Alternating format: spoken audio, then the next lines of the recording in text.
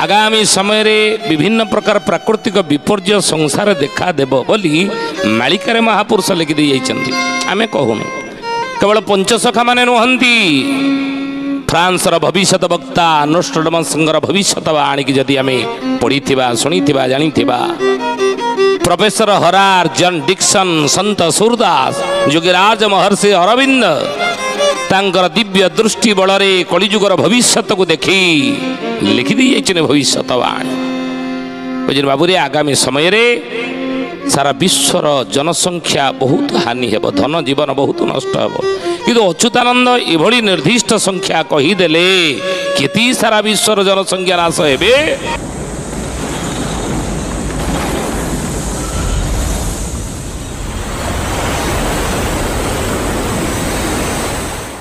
ना पृथ्वीर लोके हेबे 3 भाग नाश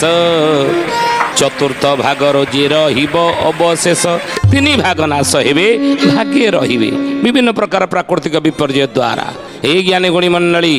ये आमको भयभीत कला बड़ी कथा ही पारे किंतु जो महापुरुष भवरोगर निरूपण करिसेंती सी पुणी भवरोगर निदान मध्य मालिकार कहिसेंती आमे प्रति एपिसोड रे गोटे गोटे कथा मध्य आलोचना करछे महापुरुषंकर आश्वासना बाणी कहूचे मालिकार सांत्वना बाणी मध्य कहूचे रक्षा पाइबार उद्धार पाइबार विपदरु रक्षा पाइबार तार उपाय बाट कौन मालिकार लेखा अछि तो महापुरुष कहले 3 भाग नाश हेबे भागे रहिबे आ जो भागे रहिबे से भागे भक्त केते रहिबे आज मालिका वचन ये विषय आम आलोचना करुचे ना भक्त केते रहिबे कली जुग शेष ये संसार सारा पृथ्वी रे महापुरुष लिखिले मालिकार नाम है शिवकल्प नवखंड निर्घंट कौन कहले बोले बारण बेल को गुप्ते रखी पद्मे भक्त बाची 3 सहस्र मोर नाम चिन्ही थीबे 64 रे रखी 64 रे रखी है सुजने 64 रे रखी 64 रे रखी है सुजने 64 रे रखी मालिकार नाम बारंबार आम कहूँ शिवकल्प नवखंड निर्घंड रे पदटी लेखा अच्छी कौन कहले बोले बारण बेल को गुप्ते रखी पद्मे भक्त को बाछी बारण बेल कहले कौन शेष बेल को बारण बेल ही कहते कार शेष बेल ना कलिजुगर शेष बेल बुझिले आ कलिजुग शेष समय विषय हाड़ीदास महापुरुष लिखिले मालिकार संवत्सर 5 सहस्र कली शेष होइब सत्य जुग आद्य प्रवेश शुभ जुग होइब सत्य जुग आद्य प्रवेश शुभ जुग होइब सत्य जुग आद्य प्रवेश शुभ जुग होइब हे ज्ञानी गुणी मंडली बारण बेल कले शेष बेल कहार शेष बेल ना कलिजुगर शेष बेल आ कलिजुगर शेष बेल केते बेले आसीबो बोली हाड़ीदास लिखिले संवत्सर 5 सहस्र कली शेष होइब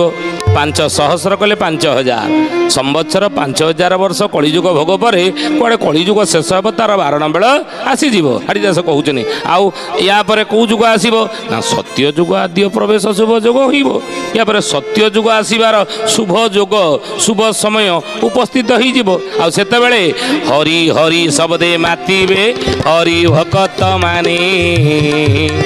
हरस होइबे हृदय दुखी दरिद्र माने हरस होइबे हृदय दुखी दरिद्र माने हरस होइबे हृदय दुखी दरिद्र माने सेतेबेले हरि हरि शब्दे मातिबे हरि भक्त माने शेष बेले कलिजुग शेष सत्य जुगर आरंभ रे हरि हरि शब्दे मातिबे हरि भक्त माने हरि हरि शब्दे मातिबे कहीं ना भगवान जगन्नाथ महाप्रभुंकर शेष अवतार कलिकी अवतार शेष हे ज्ञानी गुणी मंडली आउ से शेष अवतार हरि हरि शब्दे मातिबे हरि भक्त माने केते भक्त से जो हरि भक्त संख्या केते बोलिए महापुरुष अच्युतानंद जी की श्रद्धेय ज्ञानी गुणी मंडली आम आलोचना करुले आज मालिका वचन रे कौन ना विषय ही जे कलिजुग शेष केते भक्त सब संसार रहिबे केते भक्तଙ୍କ सहित प्रभु कलिकी बा जगन्नाथ महाप्रभु कलिकी अवतार लीला करिवे ई विषय आज मालिका वचन आम आलोचना करुचे नहीं तेणु महापुरुष कहले कहले बाबू रे जो हरि हरि शब्दे मातिबे हरि भक्त माने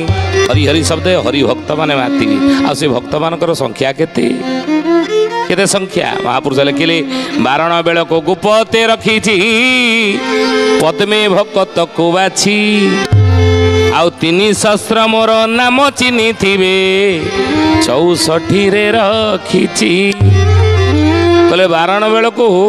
गुप्तरे मु रखी क्या पद्मे भक्त को पद्मे भक्त कहले पद्म कहले केते जिमती 10 कहले 1 आउ 0 10 जन संख्या 100 कहले 1 रे 2टा 0 नहीं 100 1000 1 रे 3टा 0 नहीं तो सही भली पद्मर संख्याटा केते 1 रे जदि 13टा 0 आपण देबे 1 रे 2टा 0 देले केतेला 100 1 रे 3टा 0 देले केतेला 1000 1 रे 4टा 0 देले 10,000 नहीं 1 रे 5टा देले लक्षे तो सही भली 1 रे केतेटा 0 देले पद्म हबो मालिका रे लेखा अछि केते ना 1 रे 13टा 0 आपण जदि देबे ताले पद्म हबो बुझिली तेणु महापुरुष से मालिका लिखिले बोले बारण बेल को गुपते रखी पद्मे भक्त को बाछी 300 मोर नाम चिन्ही थिबे 64 रे रखी 64 रे रखी है सुजने 64 रे रखी 64 रे रखी है सुजने 64 रे रखी तेणु महापुरुष मालिका लिखिले से बारण बेल को कलिजुग शेष बेल को मुझे भक्त को रखी गुप्त केमी रखी ना गुप्त रे आपण कहे आपण बा सब भक्त ना कहते सबुदिन नहीं हाँ हे ज्ञानी गुणी मंडली कि बारण बेल आसिले महापुरुष को भक्त माने परस्पर भेटा भेटी हेबे आज देखुना समय आसी समय बेले आज खराब लोक सहित मिशुंट जड़े जुआरी सी जुआरी सहित मिशुची नहीं मद्यप सहित मिसी जाऊँ तेणु ये बारण बेला आसिले कलिजुग शेष बेला भल लोक सब भेटा भेटी हेबे सब भल लोक धार्मिक लोक भक्त माने परस्पर भितर भेटा भेटी हेबापई प्रतिदिन मालिका वचन रे जड़े भक्तर ना आम कहूची से सब भेटा भेटी निज भितर हेबे बुझे आउ महापुरुष कहले सब गुप्तर जो थिला सब खोला होउची किंतु 300 मोरा नाम चिन्ही थिबे से पद्मे भक्त भितर 300 कहले के 3000 भक्त माने मते चिन्ही थिबे भगवान को चिन्ही थिबे प्रभु को चिन्ही थिबे जानी थिबे किंतु कहू नथिबे पुनश्च महापुरुष कहले आउ सुना शुणी भावे गुरु बोलाइबे संप्रदाय ज्ञान नथिब नाना जाति नाना तिलक काटिबे गुरु धर्म नाश जीव गुरु धर्म नाश जीव हे सुजने गुरु धर्म नाश जीव गुरु धर्म नाश जीव हे सुजने गुरु धर्म नाश जीव किंतु महापुरुष कहले समते जे आज जी मैंने सब भक्तर पोशाक पिंधि भक्तर रूप भेक ही समाज में बोलुचंदी मु भक्त नहीं से कहे मु भक्त मो नाम कई अच्छी मो ना समके मालिकार अच्छी या कौन महापुरुष मालिकार लिखिं मालिकार नाम शिवकल्प नवखंडन घंट कौन कहले मोर नाम देख ग्रंथ रे रही तुम्भ नाम कहीं देखा बिंदु बसी नाही मिथ्या भेक बही बाबाजी नुहंती एका बाबाजी नुहंती एका हे सुजने बाबाजी नुहंती एका बाबाजी नुहंती एका हे सुजने बाबाजी नुहंती एका मालिकार नामला शिवकल्प नवखंडन खंड ई पद से पदटी रही हे ज्ञानी गुटी मंडली कौन यार अर्थ ନା କହିଲେ ମୋର ନାମ ଦେଖ ଗ୍ରନ୍ଥରେ ରହିଛି, ତୁମ୍ଭ ନାମ କାହିଁ ଦେଖା। ଆଜିକାଲି ଅନେକ କହି ବୋଲୁନାହାନ୍ତି କି ମୋ ନାମ ଦେଖ ଗ୍ରନ୍ଥରେ ରହିଛି, ତୋ ନାଁ କ'ଣ ଅଛି ମାଳିକାରେ। ସୁଧୀ ଜାନି ଜ୍ଞାନୀ ଗୁଣୀ ମଣ୍ଡଳୀ, ଆଜିର ମାଳିକା ବଚନର ଆଲୋଚନାରେ ଆମେ କ'ଣ ଆଲୋଚନା କରୁଛେ ନା କଳିଯୁଗ ଶେଷରେ ସଂସାରରେ କେତେ ଲୋକ ରହିବେ ବୋଲି ମାଳିକାରେ ଲେଖା ଅଛି ବା ମହାପୁରୁଷମାନେ ଲେଖିଛନ୍ତି। ଏବଂ ସେଇ ଯେତେ ଲୋକ ରହିବେ ତା ଭିତରେ ଭକ୍ତ କେତେ ରହିବେ। ଯେଉଁ ଭକ୍ତମାନଙ୍କ ସହିତ ଜଗନ୍ନାଥ ମହାପ୍ରଭୁ କଳିକି ଅବତାରରେ ଲୀଳା ଖେଳା କରିବେ। ଆଜିର ମାଳିକା ବଚନ ଏଇ ବିଷୟ ଆମେ ଆଲୋଚନା କରୁଛେ। ମହାପୁରୁଷ କହିଲେ ବାବୁରେ ପଞ୍ଚସଖା ଗ୍ରନ୍ଥ ପାଇ ମନେ ଟେକ ଦମ୍ଭପଣ ଆଚରିବେ। ଅନେକ କହୁଥିବେ ଯେ ମୋ ପାଖରେ ପୁରା ମାଳିକା ଗ୍ରନ୍ଥ ଅଛି, ମୋ ପାଖରେ ଅମୁକ ସମୁକି ଅଛି, ମନରେ ଦମ୍ଭପଣ ଥିବ। କିନ୍ତୁ ମହାପୁରୁଷ କହିଲେ ବାବୁରେ ଏମାନେ କ'ଣ ପ୍ରକୃତରେ ଭକ୍ତ, ଏମାନେ କ'ଣ ପ୍ରକୃତରେ ସନ୍ଥ, ଏମାନଙ୍କର ପ୍ରକୃତରେ ଜଣେ ସାଧୁ, ଏମାନେ କ'ଣ ପ୍ରକୃତରେ ଜଣେ ମହାପୁରୁଷ? ନା, ମହାପୁରୁଷ କହିଲେ ନା ଏମାନେ ମହାପୁରୁଷ ସନ୍ଥ ନୁହଁ। କାହିଁକି ନା ଯଦି ଅହଙ୍କାର ଆସିଗଲା ଭକ୍ତ ଠାରେ ତାହେଲେ ସେ ଭକ୍ତ ନୁହଁ। ଅହଙ୍କାର ବିହୀନ ଭକ୍ତ ହିଁ ପ୍ରକୃତରେ ପ୍ରଭୁଙ୍କର ପ୍ରିୟ। ହଁ, ଭକ୍ତ ତାଲିକାରେ ନା ଥାଇପାରେ, ମାଳିକାରେ ଭକ୍ତ ଲିଷ୍ଟରେ ନା ଥାଇପାରେ, କିନ୍ତୁ ଯଦି ଭକ୍ତର ଗୁଣ ନଥିବ, ଭକ୍ତର ଆଚରଣ ନଥିବ, ଭକ୍ତର ସ୍ୱଭାବ ନଥିବ, ତାହେଲେ ଭକ୍ତ ବୋଲି ଆମେ କହିବା ନାହିଁ। ମହାପୁରୁଷ କହିଲେ ମୋର ସେ ଭକ୍ତ କି ଯିଏ କଳିଯୁଗ ଶେଷକୁ ଥିବେ। ବାବୁରେ ମହାପୁରୁଷ ଲେଖିଲେ କହିଲେ ଭକତଙ୍କ ନାନା କଷଣ ପଡ଼ିବ ଅର୍ଣ୍ଣ ଜଳ ନ ମିଳିବ, ଅର୍ଣ୍ଣ ଜଳ ନ ମିଳିବ ହେ ସୁଜନେ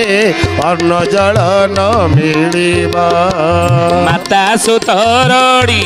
ଭକ୍ତ ଲୀଳା ଶୁଣି ଇନ୍ଦ୍ର ପୃଥି ନ ପାଳିବ, ଶୁଣ ସୁଜନେ ଗୁଣୀ ବେଳ କାଳ ଆସିଲାଣି ହେ ଶୁଣ ସୁଜନେ ଗୁଣୀ। କହିଲେ ଭକତଙ୍କୁ ନାନା କଷଣ ପଡ଼ିବ ଅର୍ଣ୍ଣ ଜଳ ନ ମିଳିବ। ମୋ ଭକ୍ତ କଳିଯୁଗରେ କିଏ ନା ତାହା ଉପରେ ବହୁତ କଷଣ ପଡ଼ୁଥିବ, ବହୁତ ଦୁଃଖ ପଡ଼ୁଥିବ, ବହୁତ ବିପଦ ସଙ୍କଟ ଦେଇ ସେ ଗତି କରୁଥିବ ମୋ ଭକ୍ତ। ଆଉ କଷଣ ପଡ଼ିବ ଅର୍ଣ୍ଣ ଜଳ ନ ମିଳିବ, ଅର୍ଣ୍ଣ ଜଳ ନ ମିଳିବ, ଅର୍ଣ୍ଣ ଜଳ ମୋ ଭକ୍ତକୁ ସେତେବେଳେ ମିଳିବ ନାହିଁ। ମହାପୁରୁଷ ଲେଖିଛନ୍ତି ମାତା ସୁତରଡ଼ି ଭକ୍ତ ଲୁଣା ଶୁଣି ଇନ୍ଦ୍ର ପୃଥି ନ ପାଳିବ। ସେ ସମୟରେ ମୋ ଭକ୍ତମାନଙ୍କର ଦୁଃଖକୁ ଦୂର କରିବା ପାଇଁ କ'ଣ ପ୍ରଭୁ ଯୋଗମାୟାକୁ ଆଦେଶ ଦେଇଥିବେ। এই জ্ঞানগুণী মণ্ডলী মালিকার এই কথা লেখা আছে, আমি কহুনাও। কিন্তু আজির সমাজে অচ্যুতানন্দ লেখিলে মোহকল্পরে ব্রহ্ম একাক্ষর ব্রহ্ম গুণাণ ন জানিবা বো, গুণাণ ন জানি ভণ্ড রূপে ভণ্ড থিবে শিষ্যঙ্কু যে পুণি বাবু, শিষ্যকু যে পুণি। কলিযুগরে ব্রহ্ম একাক্ষর ব্রহ্ম গুণাণ ন জানি ভণ্ড রূপে ভণ্ড থিবে শিষ্যঙ্কু যে পুণি, ଲୋକଙ୍କୁ ଯିଏ ପୁଣି ଯେଉଁମାନେ ଭକ୍ତ ପଣିଆ ହେଇ ସାଧୁ ସନ୍ତର ପଣିଆ ହେଇ ଏଇଭଳି ଲୋକଙ୍କୁ ଠକୁଥିବେ, ଅତି ଦମ୍ଭେ ଭଜୁଥିବେ ଅଣାକ୍ଷର ଧ୍ୟାଇବା ବୋ, ଅଣାକ୍ଷର ଧ୍ୟାଇ ମନେ କରୁଥିବେ ଏଥି ପରେ ଆନ ନାହିଁ ବା, ଏଥି ପରେ ଆନ ନାହିଁ। ଅତି ଦମ୍ଭେ ଭଜୁଥିବେ ଅଣାକ୍ଷର ଧାଇ ମନେ କରୁଥିବେ ଏଥି ପରେ ଆନ ନାହିଁ। କହୁଥିବେ ଦେଖ ଆମକୁ ଏଇ ଗୁଣ ମିଳିଛି, ଆମେ ପ୍ରକୃତରେ ଭଗବାନ ଭକ୍ତ, ଆମ ପାଖରେ ଏଇ ଅଣାକ୍ଷର ମନ୍ତ୍ର ରହିଛି, ଆମେ ବ୍ରହ୍ମ ଏକାକ୍ଷର ସାଧନା କରୁଛୁ, ଆମେ ଭକ୍ତ ନା। ଏ ଜ୍ଞାନୀ ଗୁଣୀ ମଣ୍ଡଳୀ ଅଚ୍ୟୁତାନନ୍ଦ ମହାପୁରୁଷ ସାବଧାନ କରିଛନ୍ତି, ରେ କଳିଯୁଗର ମଣିଷ ଅକ୍ରୋଧ ବୈରାଗ୍ୟ ଜିତେନ୍ଦ୍ରିୟାଣୀ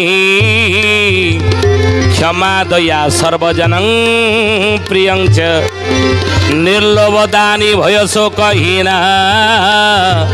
भक्त प्रमाण 10 लक्षण। ये 10टी लक्षण जा भीतर महर्षि व्यास लिखिले कथा ଏ ଜ୍ଞାନୀ ଗୁଣୀ ଭକ୍ତ କି ନା ଯାହାଟାରେ 10ଟି ଲକ୍ଷଣ ଥିବ। ଆଉ ଯଦି 10ଟି ଲକ୍ଷଣ ନାହିଁ ସେ ଭକ୍ତ ନୁହଁ। ସେ ହଁ ଗେରୁଆ ପିନ୍ଧୁଥାଉ, ସେ ଚିତା ତିଳକ ଲଗାଉଥାଉ, ସେ ଭକ୍ତର ରୂପ ଭେକ ହେଇଥାଉ, କିନ୍ତୁ ଏ 10ଟି ଲକ୍ଷଣ ନାହିଁ ତ ସେ ଭକ୍ତ ନୁହଁ। ଅକ୍ରୋଧ, କ୍ରୋଧ ତା ଭିତରେ ନଥିବ। ବୈରାଗ୍ୟ, ସେ ବୈରାଗ୍ୟ ଭାବ ତା ଭିତରେ ଥିବ। ପରିବାର ଭିତରେ, ସଂସାର ଭିତରେ ଥିଲେ ସୁଦ୍ଧା ସବୁବେଳେ ଚିନ୍ତା ଚେତନା ତାର ଈଶ୍ୱରଙ୍କ ଠାରେ, ପ୍ରଭୁଙ୍କ ଠାରେ ତାର ରହିଥିବ। ଜିତେନ୍ଦ୍ରିୟାଣୀ, ଯିଏ ଇନ୍ଦ୍ରିୟ ଗୁଡ଼ିକୁ ବିବେକ ଦ୍ୱାରା ପରିଚାଳିତ କରୁଥିବ। ଏ ଯେଉଁ ପଞ୍ଚ ଜ୍ଞାନେନ୍ଦ୍ରିୟ, ପଞ୍ଚ କର୍ମ ଇନ୍ଦ୍ରିୟ ଆମ ଶରୀର ଭିତରେ ରହିଛି, ୟା ଭିତରେ ମନ ହେଉଛି ରଜା। ତେଣୁ ମନ ବୋଲରେ ଇନ୍ଦ୍ରିୟ ମାନେ ପରିଚାଳିତ ହୋଇଛନ୍ତି ନା। ତେଣୁ ଇଏ ଏକାଦଶ ଇନ୍ଦ୍ରିୟ ହେଉଛି ମନ। ଇଏ ଇନ୍ଦ୍ରିୟ ଗୁଡ଼ିକୁ ଯିଏ ବିବେକ ଦ୍ୱାରା ପରିଚାଳିତ କରୁଥିବ, ମହାପୁରୁଷ କହିଲେ ସେ ହେଉଛି ଭଗତ। ଆଉ କ୍ଷମା, ଯେତେ ବଡ଼ ଶତ୍ରୁଟିଏ ହେଇଥାଉ ଶରଣରେ ଆସି ପହଞ୍ଚିଗଲା, ଯିଏ ଭକ୍ତ କି ନା ଯିଏ ତାକୁ କ୍ଷମା ଦେଉଥିବ। ଦଣ୍ଡିବା ଶକ୍ତି ଯାର ଥାଇ ସେ ଯିବି କ୍ଷମାଚର। ତେଣୁ ଏ 10ଟି ଲକ୍ଷଣ ଯାହା ଭିତରେ ଥିବ ତାକୁ ଆମେ ଭକ୍ତ ବୋଲି କହିବା। ଆଉ ଏଇ ଶରଣ ଭକ୍ତମାନେ କଳିଯୁଗ ଶେଷରେ ପଦମେ ଭକ୍ତ ରହିବେ ବୋଲି ଅଚ୍ୟୁତାନନ୍ଦ ମାଳିକାରେ ଲେଖି ଦେଇଯାଇଛନ୍ତି।